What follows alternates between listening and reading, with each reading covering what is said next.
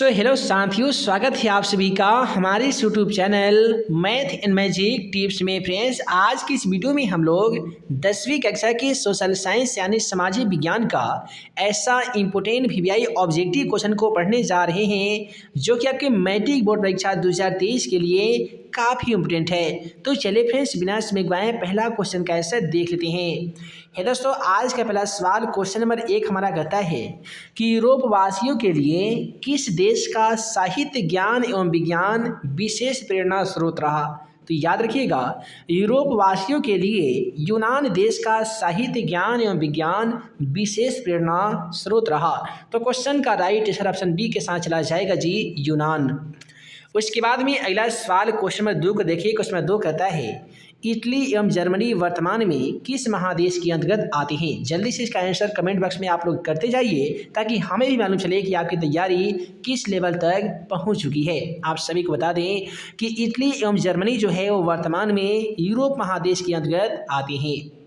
उसके बाद में कहता है कि रूस में जार का क्या अर्थ होता है जी। देखिए, याद रखिएगा कि रूस के जो भी सम्राट हुआ करते थे, रूस के कोई भी शासक हुआ करते थे, उसी को रूस में जार कहा जाता था। तो इसलिए क्वेश्चन का राइट आंसर चलाया जाएगा ऑप्शन डी के साथ। रूस में जार का अर्थ होता है रूस का सम्राट। उसके बाद में अगला सवाल क्वेश्चन नंबर 4 को देखिए, कहता है कि हिंद चीन क्षेत्र में कौन कौन से देश आते हैं। याद रखिएगा, वियतनाम, लाओस और कंबोडिया के संयुक्त रूप को हिंद चीन कहा जाता था। इसलिए क्वेश्चन का राइट आंसर ऑप्शन सी के साथ चला जाएगा, कंबोडिया, वियतनाम और लाओस। चलिए, उसके बाद में अगला सवाल क्वेश्चन नंबर 5 की ओर बढ़ते हैं। क्वेश्चन नंबर 5 कहता है कि वल्लभ भाई पटेल को सरदार की उपाधि किस किसान आंदोलन के दौरान दी गई थी। याद रखिएगा कि वल्लभ भाई पटेल को सरदार की उपाधि जो है ये बारदोली आंदोलन के दौरान दी गई थी। क्वेश्चन का राइट आंसर ऑप्शन ए के साथ चला जाएगा, बारदोली आंदोलन। उसके बाद में अगला सवाल क्वेश्चन नंबर 6 को देखिए। क्वेश्चन नंबर 6 क्या कहता है कि जनसंख्या का घनत्व सबसे अधिक कहाँ होता है। हमसे ये पूछा गया है कि जनसंख्या का जो घनत्व होता है वो सबसे ज़्यादा कहाँ पे देखने को मिलता है। तो दोस्तों, ग्राम यानी गांव, कस्बा, टोला, मोहल्ला, नगर, इसमें तो मिलता नहीं है, लेकिन हाँ, महानगर में सबसे ज़्यादा जनसंख्या का घनत्व देखने को मिलता है। तो क्वेश्चन का राइट आंसर ऑप्शन डी के साथ चला जाएगा।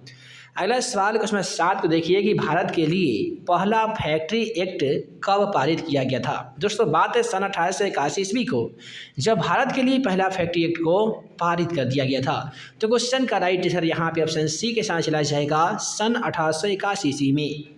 उसके बाद में कहता है कि गिरमिटिया मजदूर बिहार के किस क्षेत्र से भेजे जाते थे। तो याद रखिएगा, गिरमिटिया मजदूर बिहार के अनुबंधित मजदूर को कहा जाता है और ये बिहार के पश्चिमी क्षेत्र से भेजे जाते थे। क्वेश्चन का राइट आंसर ऑप्शन डी हो जाएगा। उसके बाद में कहता है कि वर्नाक्यूलर प्रेस एक्ट से बचने के लिए किस पत्र ने रातों रात अपनी भाषा बदल दी थी। तो याद रखिएगा, वर्नाक्यूलर प्रेस एक्ट से बचने के लिए अमृत बाजार पत्रिका ने रातों रात अपनी भाषा बदल दी थी। तो क्वेश्चन का राइट आंसर ऑप्शन सी के साथ चला जाएगा, अमृत बाजार पत्रिका। उसके बाद में कहता है कि पूर्ण स्वराज की मांग का प्रस्ताव कांग्रेस के किस वार्षिक अधिवेशन में पारित हुआ था। आप सभी को बता दें कि पूर्ण स्वराज की मांग का जो प्रस्ताव है ये सन 1929 ईस्वी में चित्तरंजन दास और मोतीलाल नेहरू के नेतृत्व में लाहौर अधिवेशन में ये मांग का प्रस्ताव पेश किया गया था। क्वेश्चन का राइट आंसर ऑप्शन ए हो जाएगा जी, सन 1929 ईस्वी में लाहौर अधिवेशन में। उसके बाद में कहता है कि भारत के लिए किस स्थान पे पहला परमाणु ऊर्जा केंद्र को स्थापित किया गया था। याद रखिएगा, तारापुर एक ऐसा जगह है जहाँ पे सबसे पहला परमाणु ऊर्जा केंद्र को स्थापित किया गया था। तो क्वेश्चन नंबर 11 का राइट आंसर ऑप्शन डी के साथ चला जाएगा जी, तारापुर। उसके बाद में कहता है कि प्राकृतिक गैस किस खनिज के साथ पाया जाता है। याद रखिएगा कि प्राकृतिक जो गैस होती हैं ये पेट्रोलियम के साथ पाई जाती हैं। तो क्वेश्चन का राइट आंसर ऑप्शन बी हो जाएगा। उसके बाद में कहता है कि ऊर्जा का गैर पारंपरिक स्रोत क्या होता है। देखिए, यहाँ पे पेट्रोलियम है, कोयला है और यहाँ पे सौर ऊर्जा है। तो ये सभी ऊर्जा के पारंपरिक स्रोत है, लेकिन हमें गैर पारंपरिक स्रोत को बताना होगा। यदि इस क्वेश्चन को समझ में नहीं आ रहा है तो वैसे समझ लीजिए, कोई ऐसी ऊर्जा जो मानव उत्पन्न कर सकता है उसे हम लोग गैर पारंपरिक स्रोत कहेंगे। जैसे कि विद्युत का आविष्कार करने वाले माइकल फैराडे जी हैं और इनके द्वारा ही बिजली का आविष्कार किया गया था। लेकिन पेट्रोल, सौर ऊर्जा, कोयला इसके आविष्कारक नहीं है, ये प्रकृति के द्वारा बनाई गई है, तो इसलिए गैर ऊर्जा का पारंपरिक स्रोत यहाँ पे विद्युत हो जाएगा।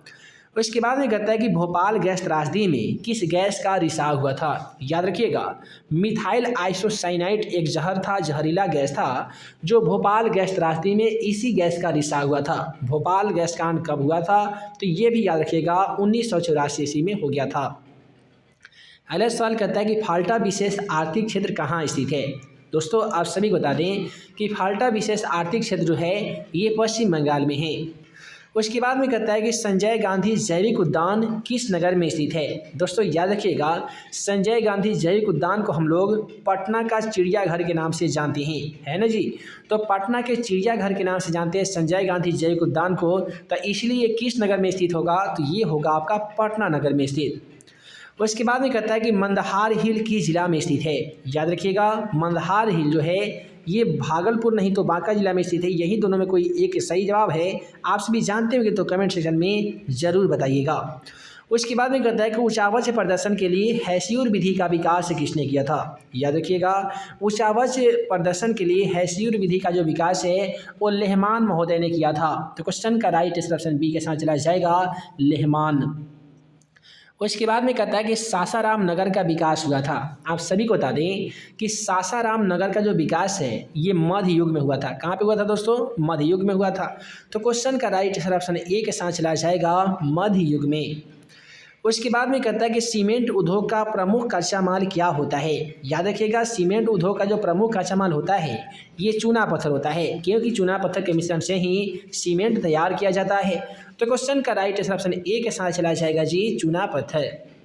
उसके बाद में कहता है कि भारत में राष्ट्रीय स्तर पर पंचायती राज की स्थापना कब हुई थी। याद रखिएगा, भारत में राष्ट्रीय स्तर पर पंचायती राज संस्था की जो स्थापना है सन 1989 ईस्वी में की गई थी। बिहार में पंचायती राज का स्वरूप क्या है। आप सभी को मालूम होगा कि बिहार में जो पंचायती राज का स्वरूप है वो ग्राम पंचायत भी है, पंचायत समिति भी है और जिला परिषद भी है। इसलिए क्वेश्चन का राइट आंसर ऑप्शन डी के साथ चला जाएगा, इनमें से सभी। उसके बाद में यहाँ पे हालांकि 12th का ये हिस्ट्री में क्वेश्चन पढ़ा जाता है, जहाँ से लिया गया क्वेश्चन कहता है कि इंडिका पुस्तक के लेखक कौन है। याद रखिएगा, यूनान का एक राजदूत है जिसका नाम था मेगास्थनीज, और इन्हीं के द्वारा एक इंडिका नामक पुस्तक की रचना की गई थी। तो क्वेश्चन का राइट आंसर ऑप्शन ए के साथ चला जाएगा, मेगास्थनीज। उसके बाद में कहते हैं कि भारत में सर्वप्रथम नगर निगम की स्थापना कहाँ की गई थी। याद रखिएगा कि भारत का जो सबसे पहला नगर निगम की जो स्थापना की गई है वो चेन्नई में की गई है। तो क्वेश्चन का राइट आंसर ऑप्शन ए के साथ चला जाएगा, चेन्नई। इसके बाद में कहता है कि संघ सरकार का उदाहरण क्या है। संघ सरकार का उदाहरण अमेरिका है।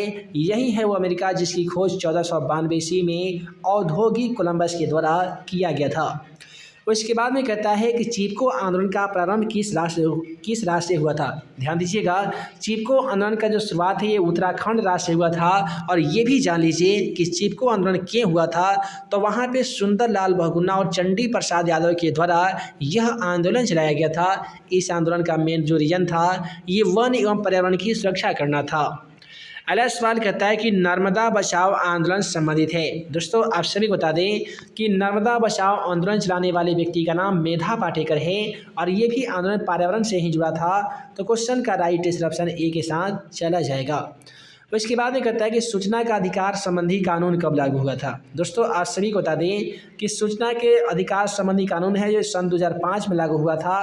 और सबसे पहले कहाँ पे लागू किया गया था, तो ये हुआ था राजस्थान में। उसके बाद में कहता है कि बिहार में संपूर्ण क्रांति का नेतृत्व किसने किया था। याद रखिएगा, बिहार में लोकनायक के नाम से किसे जाना जाता है, तो ये जाना जाता है डॉक्टर जयप्रकाश नारायण को।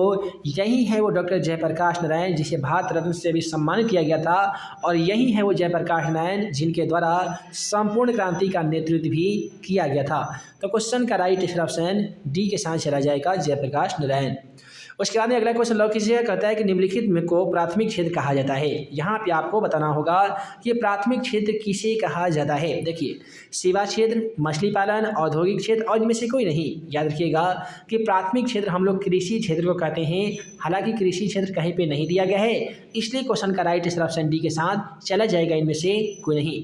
द्वितीय क्षेत्र पूछा जाएगा तो आपका औद्योगिक क्षेत्र हो जाएगा। यदि आपसे तृतीय क्षेत्र पूछा जाएगा तो सेवा क्षेत्र इसका राइट आंसर हो जाएगा। अब अगला सवाल कहता है कि योजना आयोग के अध्यक्ष कौन होते हैं। दोस्तों याद रखिएगा, योजना आयोग की जो स्थापना हुई थी ये 15 मार्च 1950 ईस्वी को हुई थी और इसके जो अध्यक्ष बनाए जाते हैं वो प्रधानमंत्री बनाए जाते हैं। और आप सभी से ये भी सवाल पूछे जा सकते हैं कि योजना आयोग को भंग करके कौन सा आयोग बना था, तो ये भी याद रखिएगा कि नीति आयोग बना था। उसके बाद में कहता है कि भारत में वित्तीय वर्ष होता है। देखिए, भारत का जो वित्तीय वर्ष होता है वो 1 अप्रैल से 31 मार्च होता है, इसलिए क्वेश्चन का राइट आंसर ऑप्शन ए हो जाएगा जी, 1 अप्रैल से 31 मार्च तक। उसके बाद में कि दादा भाई नौरोजी ने सर्वप्रथम राष्ट्रीय आय का अनुमान कब लगाया था। याद रखिएगा, दादा भाई नौरोजी के द्वारा सन 1968 ईस्वी की बात है जब राष्ट्रीय आय का अनुमान लगा दिया गया था। तो क्वेश्चन का राइट आंसर ऑप्शन ए के साथ चला जाएगा। फिर कहता है कि मुद्रा के काज हैं। देखिए, मुद्रा यानी रुपया पैसा का जो काम होता है ये मापन भी होता है, संचयन भी होता है और भुगतान भी होता है। तो क्वेश्चन का right answer all of this होगा, यानी इनमें से सभी हो जाएगा जी। चलिए अब अगला क्वेश्चन लॉक कीजिएगा। क्वेश्चन यहाँ पे 35 करता है कि भारत की वित्तीय राजधानी किस शहर को कहा जाता है। याद रखिएगा कि भारत का वित्तीय राजधानी जो है ये मुंबई शहर को कहा जाता है। जितने भी भाई जितने भी बहन इस वीडियो को देख रहे हैं, यदि आप पहली बार इस चैनल पे आए हुए हैं तो जल्दी से चैनल को सब्सक्राइब कर लीजिए।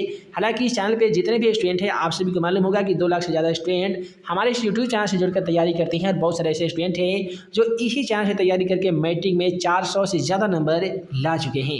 तो यार देरी किस बात की बच्चों, यार जल्दी से सब्सक्राइब करो और वीडियो के ज़्यादा से ज़्यादा वीडियो को अपने दोस्तों में शेयर करो। चलिए अगला क्वेश्चन को लॉक करते हैं।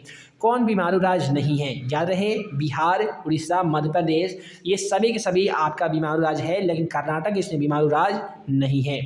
फिर कहता है कि इनमें से कौन सा बहुराष्ट्रीय कंपनी नहीं है। ध्यान रहे, बहुराष्ट्रीय कंपनी किसे कहते हैं, तो वैसे कंपनी जो एक ही देश में नहीं बल्कि अनेकों देशों में अपना व्यापार करती है उससे हम लोग बहुराष्ट्रीय कंपनी कहते हैं, जैसे कि Coca Cola, Samsung, Ford Motors. अब यहाँ पे पूछा गया कि कौन सा बहुराष्ट्रीय कंपनी नहीं है, तो आपका संतोष जो है ये कंपनी नहीं है।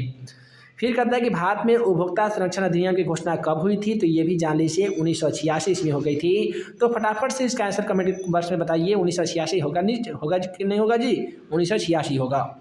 फिर कहता है कि महासागर के तली में होने वाले कंपन को किस नाम से जाना जाता है। याद रखिएगा कि पृथ्वी में कंपन होता है तो उसे हम लोग भूकंप कहते हैं, महासागर के तली में कंपन होता है तो उसे हम लोग सुनामी कहते हैं। सुनामी ये जापान से लिया गया एक लैटिन भाषा है और सुनामी का जो तीव्रता की जो जांच है ये सोनामीटर के द्वारा किया जाता है। उसके बाद में कहता है कि मलबे के नीचे दबे लोगों का पता लगाने के लिए किस यंत्र की मदद ली जाती है। मान लेते कोई मकान ढह गया है और उसके अंदर लोग दब के मर गए हैं, उस मलबे के नीचे दबे लोगों का पता लगाने के लिए किस यंत्र की मदद ली जाती है, तो याद रखिएगा इंफ्रारेड कैमरा नामक यंत्र की मदद ली जाती है। तो क्वेश्चन का राइट आंसर इंफ्रारेड कैमरा हो जाएगा। यदि आपको एग्जाम पेपर के ऑप्शन में ये ऑप्शन नहीं देखने को मिलते हैं तो वहाँ पे आपको एक चीज़ देखने को मिलेगा, प्रशिक्षित कुत्ता। तो प्रशिक्षित कुत्ता और इंफ्रारेड कैमरा दोनों क्वेश्चन का राइट आंसर हो जाएगा। तो आज की इस वीडियो में हम लोगों ने देखा 10वीं कक्षा के सोशल साइंस यानी सामाजिक विज्ञान का 1 से लेकर 40 तक का ऐसा इंपोर्टेंट VVI ऑब्जेक्टिव क्वेश्चन जो कि आपके मैट्रिक बोर्ड परीक्षा 2023 के दृष्टिकोण से काफ़ी ही ज़्यादा इंपोर्टेंट था। आशा करते हैं कि आज का वीडियो आप सभी को पसंद आया हो। दोस्तों वीडियो पसंद आया हो तो वीडियो को लाइक कीजिएगा, अपने दोस्तों में शेयर कीजिएगा। चैनल पर नए होंगे तो हमारे इस YouTube channel math and magic tips को ज़रूर सब्सक्राइब कीजिएगा। मिलते हैं एक नए वीडियो में नए इंपोर्टेंट VVI क्वेश्चन के साथ। तब तक के लिए आप सभी को वीडियो देखने के लिए बहुत बहुत धन्यवाद।